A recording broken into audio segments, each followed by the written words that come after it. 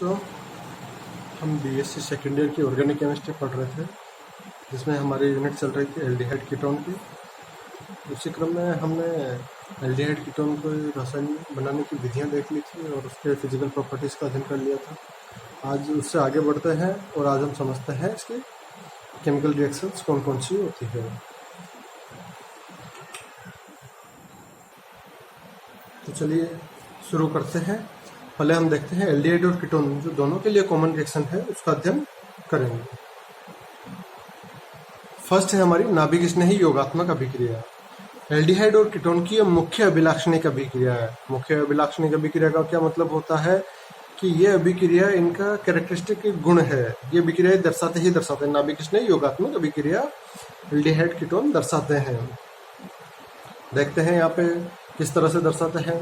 Carbonyl यौगिक के aldehyde ketone इस पर किसी यौगिक की अभिक्रिया करवाते हैं तो इसमें कौन सा पहले आक्रमण करेगा, यही अध्ययन कहलाता है।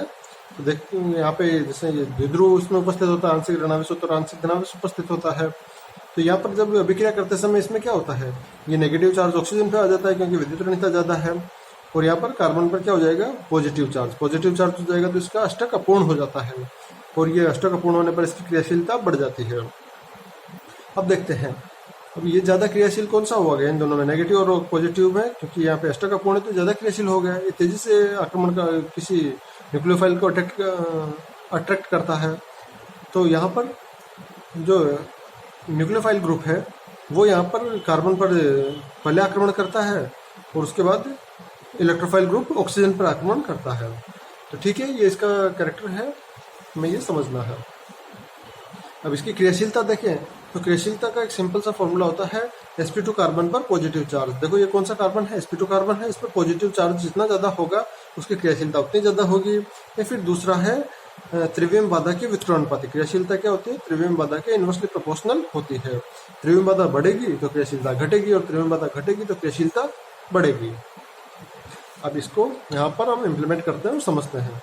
फॉर्मेल्डिहाइड है, एसिटल्डिहाइड है। यहाँ पे देखते हैं हम फॉर्मेल्डिहाइड और एसिटल्डिहाइड में जो कार्बन है उस पर चार्ज कहाँ ज्यादा है, फॉर्मेल्डिहाइड में ज्यादा है बजाय एसिटल्डिहाइड। क्यों, क्योंकि एसिटल्डिहाइड में जो मेथिल ग्रुप है, जो CH3 ग्रुप है, यहाँ पे हम देख रहे हैं CH3 ग्रुप।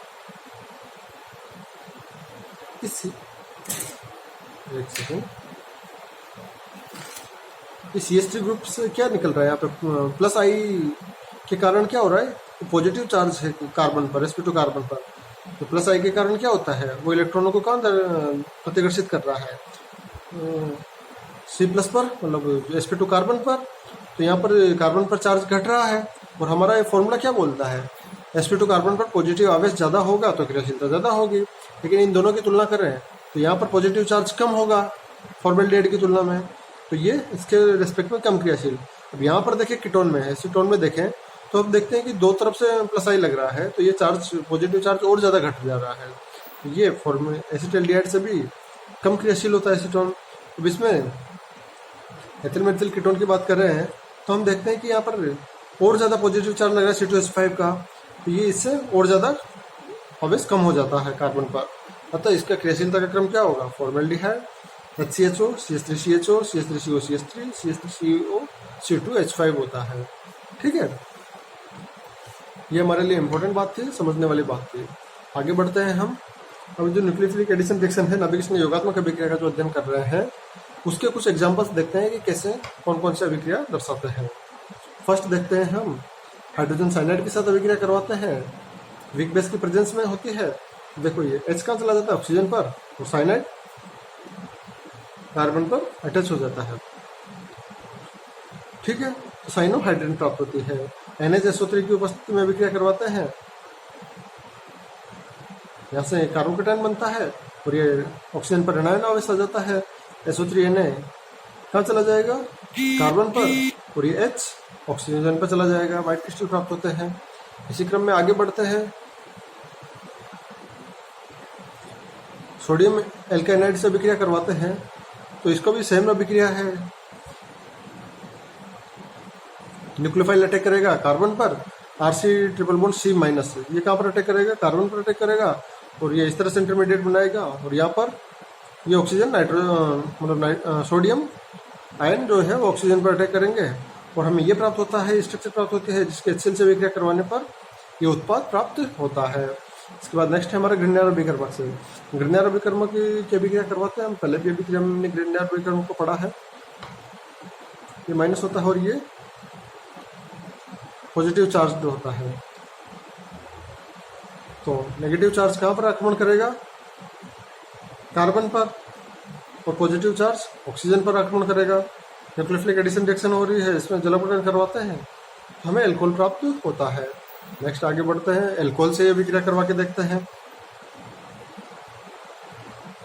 एल्डिहाइड की अभिक्रिया एल्कोहल से करवाते हैं तो हमें क्या प्राप्त होता है? एसिटेल प्राप्त होता है। वहीं कीटोन की अभिक्रिया एल्कोहल से करवाते हैं तो हमें कीटेल प्राप्त होता है। लेकिन यहाँ पर कीटोन के लिए खास बात यह है कि ट्राईएथोक्सी मेथेन हमें काम में लेना पड़ता है, इसके बिना अभिक्रिया बैकवर्ड डायरेक्शन में आगे बढ़ जाती है। तो ट्राईएथोक्सी मेथेन क्या करता है? ये H2 को अवशोषित कर लेता है, जिससे जो रिएक्शन है वो फॉरवर्ड डायरेक्शन में अग्र दिशा में संपन्न हो पाती है। ये एल्डिहाइड और कीटोन के कुछ कैरेक्टर्स हैं। इसमें देखते हैं कि एल्डिहाइड से क्या प्राप्त हो रहा है? एसिटेल, और कीटोन से क्या प्राप्त हो रहा है? कीटेल। ठीक है, इसी प्रकार थायोएल्कोहल से अभिक्रिया करवा के देखते हैं। थायोएल्कोहल की अभिक्रिया करवाते हैं एल्डिहाइड कीटोन से, कार्बोनिल यौगिकों से। थायोएल्कोहल RSH अम्लीय माध्यम में अभिक्रिया करवाते हैं। तो थायोएल्कोहल के साथ अभिक्रिया से हमें क्या प्राप्त होता है? एल्डिहाइड है तो थायोएसिटेल, और कीटोन है तो थायोकीटेल। अब थायोएसिटेल को हम क्या बोलते हैं? मर्केप्टेल भी कहते हैं, और थायोकीटेल को मर्केप्टोल कहते हैं। इसका ऑक्सीकरण करवाता है केमिनोफोर के प्रेजेंस में, तो हमें सल्फोन ड्रग प्राप्त होती है जो कि निद्राकारी होती है। ये इंपॉर्टेंट चीज होता है कि सल्फोन ड्रग प्राप्त करने में क्योंकि इसका यूज होता है, इसीलिए हमारे लिए इंपॉर्टेंट हो जाता है कि थायोएल्कोहल की उपस्थिति में अभिक्रिया करवाने से हमें मर्केप्टेल और मर्केप्टोल प्राप्त होते हैं, जिसके आगे ऑक्सीकरण करवाने पर हमें क्या प्राप्त होता है? सल्फोन ड्रग प्राप्त होती है। नेक्स्ट आगे बढ़ते हैं हम, ग्लाइकोल के साथ अभिक्रिया करवाते हैं एल्डिहाइड कीटोन की। तो ग्लाइकोल के साथ अभिक्रिया करवाते हैं अम्लीय माध्यम में साइक्लिक एसिटेल और साइक्लिक कीटेल बनते हैं। मतलब एल्डिहाइड है तो साइक्लिक एसिटेल बनेगा, और कीटोन है तो साइक्लिक कीटेल बनेगा। यहाँ पर क्या होगा? H2 निकल जाएगा और हमें एसिटेल और कीटेल साइक्लिक फॉर्म में प्राप्त होते हैं। इसके बाद आता है हमारे लिए एक इम्पोर्टेंट रिएक्शन है अमोनिया व्युत्पन्न से, NH3 उत्पन्न डेरिवेटिव से जो इसकी रिएक्शन करवाते हैं कार्बोनिल यौगिकों की एल्डिहाइड कीटोन की। उसमें क्या होता है? इससे अमोनिया उत्पन्न से कोई भी हाइड्रोजन सब्स्टिट्यूट होकर किसी भी समूह से जुड़ा हुआ है, तो NH2Z ये हमारा व्युत्पन्न है।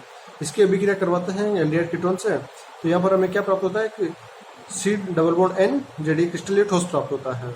इसकी क्रियाविधि देखें तो अम्लीय माध्यम में H+ आक्रमण करता है, सबसे पहले कहाँ जाएगा? ऑक्सीजन पर, और ये कार्बोकेटाइन प्राप्त होता है। अब इस कार्बोकेटाइन पर न्यूक्लियोफाइल आक्रमण करता है तो ये संरचना प्राप्त होती है। अब इस संरचना में से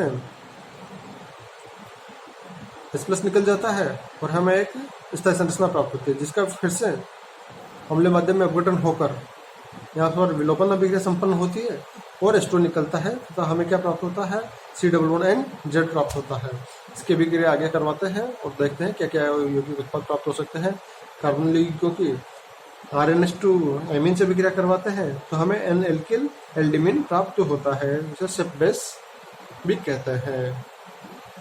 दूसरी एक और इम्पोर्टेंट रिएक्शन है, ये कुछ ज़्यादा इम्पोर्टेंट है, इसको देख लेना। कार्बोनिल यौगिकों की अभिक्रिया किससे करवाते हैं? DNP 2,4 डाइनाइट्रोफेनिल हाइड्रोजीन से अभिक्रिया करवाते हैं। 2,4 डाइनाइट्रोफेनिल हाइड्रोजीन से अभिक्रिया करवाते हैं तो हमें क्या प्राप्त होता है? वापस यहाँ से तो ये निकलेगा 2,4 डाइनाइट्रोफेनिल हाइड्रोजोन प्राप्त होता है, जो कि येलो कलर का होता है। ठीक है, तो ये आज हमारी एल्डिहाइड कीटोन की कॉमन रिएक्शंस हुई। कुछ जो बाकी का पार्ट बच रहा है उसको नेक्स्ट लेक्चर में देखेंगे। Thank you.